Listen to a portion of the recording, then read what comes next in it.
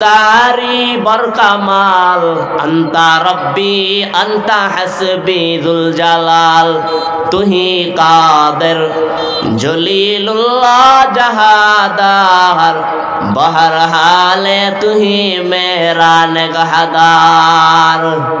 ওই মাওলারে আপন বানাইয়া নেও, দুনিয়াতে তওবা করে করে জিন্দেগি চালাইয়া নেও। এক আল্লাহর বান্দি যুবতী এক মহিলা মারা গেলেন এলাকার ভিতরে।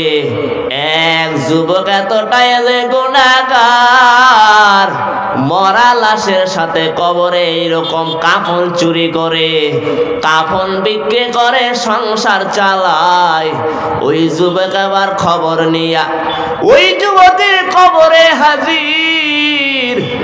গভীর রাতে কবরে গিয়া যখন কাফনের কাপড়টা যখন টেনে নামায়, যখন নামাইয়া যখন যুবক কবর থেকে যায়, যুবতী আল্লাহর কুদরতে কবর থেকে দাঁড়ায় গেলেন। আর ডাক দেয়া কয়, রে যুবক, এই কবরের পাশে কত লাশ পড়ে আছে, আমার এই অবস্থায় রাখিয়া তুমি আমার সাথে জিনা করলা। কিয়ামতের দিন আমি নাপাক অবস্থায় কি আল্লাহর সামনে দাঁড়াইব? এই কথা শুনিয়া যুবক ওখানে বেহুশ হয়ে পড়ে গেলেন। যুবক হুঁশে আসার পর দৌড়াইয়া নবীর দরবারে গেলেন। রহমতের নবী আমার, এতটাই যে আমি গুনাহগার, আমারে কি আল্লাহ মাফ করবেনি? নবী কয়, রে যুবক, কি গুনাহ করেছো একটু বলো। যুবক ডাক দেয়া কয়, রে রহমতের নবী, আমি এমন একটা লাশের সাথে জিনা করেছি, যুবতী একটা নারীর সাথে মারা গেছে এমন একটা লাশ। নবী এমন এই কথা শুনে ডাক দেয়া কয়, রে বেদব, আমার দরবার থেকে ভেগে যাও। আমার আল্লাহ যদি ক্ষমা তোমার ব্যাপারে আয়াত নাজিল করে যতক্ষণ পর্যন্ত পাঠাইবে না, তোমার ব্যাপারে আমার কোনো ক্ষমার কথা নাই, যাও। যুবক এবার নবী দরবার থেকে এই কথা শুনে মনের দুঃখ নিয়ে রওনা হয়ে গেলেন একটা পাহাড়ে। পাহাড়ে যাইয়া কান্না করে করে রক্ত চোখ দিয়া বের হবে এমন একটা সময় হয়ে গেল। আল্লাহ জিবরিল আমিনের মাধ্যমে পাঠাইয়া কয়ে, যাও আমার নবীরে খবর দাও, এই যুবকরে আমি ক্ষমা করে দিয়েছি। নবী এবার সাহাবীরে পাঠাইয়া কয়, যাও ওই সাহাবীরে ওই যুবককে ডেকে আনো। ওই যুবকরে এবার সাহাবী ডেকে নিয়ে আসলেন। ডাক দিয়া কয়, রে যুবক, আমার মাওলা এতটাই যে দয়া, এতটাই যে দয়ালু, তোমারে তোমার কান্নার কারণে তোমার জীবনের সব গুনাহগুলো ক্ষমা করে দিয়েছেন।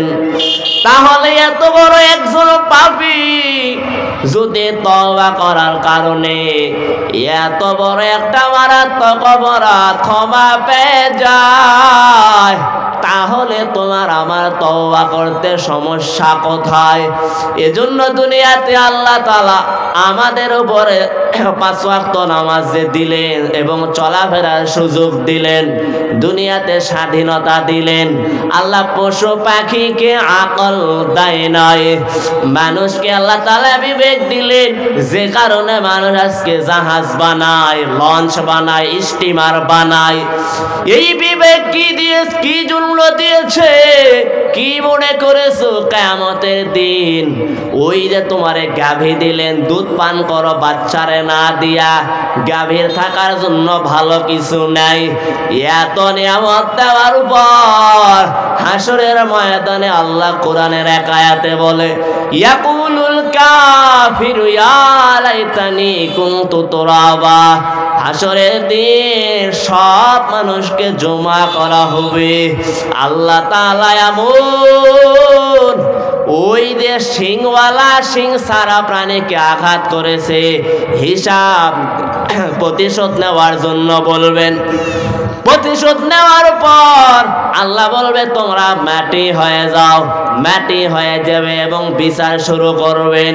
ওই কঠিন ময়দানের আযাব থেকে যদি বাঁচতে চাও আজ থেকে তওবা করে 5 ওয়াক্ত নামাজ আদায় করিও। ওই 5 ওয়াক্ত নামাজ আদায় করার কারণে বিনা হিসাবে জান্নাত দিবেন।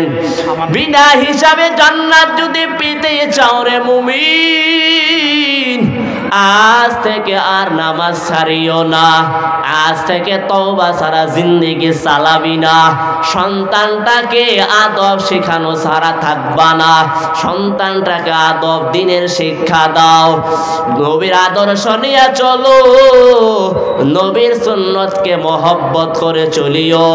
নবীর সুন্নত যে মানবে 100 গলা কাটা শহীদের সওয়াব। নবী তো আর নাই, সাহাবায়ে কেরামও নাই, তাবেঈরাও নাই, তাবেঈরাও নাই। তো নবীরে আমরা কেমনে মহব্বত করবা? নবীর সুন্নত যে মানবে 100 শহীদের সওয়াব। 100 শহীদ গলা কাটা কম সওয়াব না। আমার নবীর আদর্শ হিন্দু মানবে না, বেঈমানেরা মানবে না, খ্রিস্টানেরা মানবে না। আমার নবীর আদর্শ তোমাকে আমাকে মানতে হবে। নবীর আদর্শকে বল। আমরা যে খানা খাই অধিকাংশ ঘরে দস্তরখানা নাই, দস্তরখানা বিছিয়ে খানা খাও। মসজিদে যায় বা ডান পা আগে দাও, বের হওয়ার সময় বাম পা আগে দাও। নবী যেইভাবে চলেছেন ওইভাবে চলার নামই হলো নবীর আদর্শ। ওই আদর্শ মানলে দুনিয়াতেও শান্তি, আখিরাতেও শান্তি। ওই নবীরকে আপন বানায় নাও, এরপরে কবরে যাইও। আল্লাহ তাআলা